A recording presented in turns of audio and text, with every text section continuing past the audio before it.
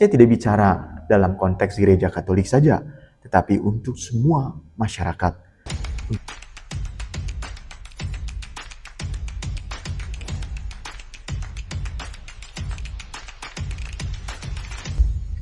Salam sejahtera untuk kita semua, selamat pagi. Kali ini saya akan menyampaikan refleksi dari Injil Matius bab 5 ayat 13 sampai 16 yang bicara tentang garam dan terang dunia. Di zaman Romawi kuno, garam sudah menjadi komoditas yang sangat penting bagi kehidupan masyarakat. Garam digunakan untuk menggaji para pekerja yang membangun piramida Giza oleh Firaun. Maka gaji dalam bahasa Inggris berarti salary, yang berasal dari bahasa Latin salarium, yang artinya garam. Garam sangat dibutuhkan untuk meracik makanan agar lebih enak dan lezat. Akan tetapi, tidak boleh berlebihan, karena kalau iya, maka garam juga menyebabkan makanan tidak enak, asin, bahkan rawan untuk sakit. Begitu juga dengan cahaya. Cahaya menerangi jalan dan kehidupan kita.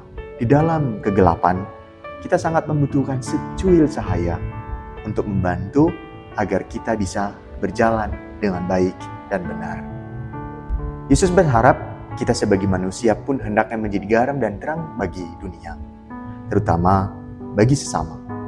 Menjadi garam, membawa rasa dan sukacita dimanapun kita berada.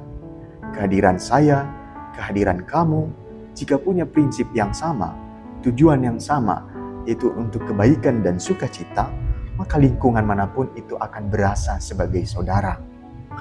Akan tetapi, hati-hati, janganlah menjadi garam yang berlebihan. Artinya, harus pandai menempatkan diri agar keadaan kita tidak membuat lingkungan kita malah tidak enak, malah kacau dan seterusnya. Begitu juga Yesus berharap agar kita menjadi terang bagi siapapun yang ada di sekitar kita.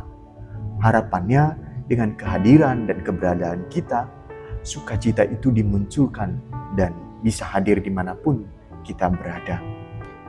Menjadi garam dan terang dunia tentu tidak mudah. Seorang pemasak membutuhkan skill untuk menentukan takaran garam di dalam masakan yang sedang dibuatnya. Kita juga mesti punya batasan-batasan, punya pengetahuan agar mampu meletakkan diri dimanapun kita berada, sehingga kehadiran kita sungguh menjadi berkat dan sukacita bagi siapapun.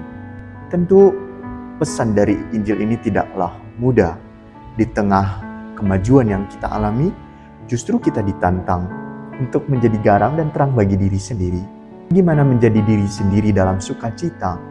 Bagaimana menjadi diri sendiri dalam pelayanan dan pekerjaan yang kita miliki? Sehingga tidak perlu mencari validasi, karena orang lain akan melihat kita sebagai teladan dalam iman dan perbuatan. Saya tidak bicara dalam konteks gereja Katolik saja, tetapi untuk semua masyarakat, untuk semua umat manusia. Bagaimana menjadi garam dan terang dunia dimulai dari hal-hal yang kecil di dalam masyarakat kecil, yaitu keluarga. Bagaimana komunikasi dibangun antara orang tua dan anak, antara anak dan orang tua, atau anak dengan anak. Bagaimana? Itu tidak mudah. Menjadi garam dan terang dunia di lingkungan yang paling terdekat pun itu tidak mudah. Maka saya kira pesan dari Injil ini sangat bermanfaat untuk kita, terutama di era sekarang.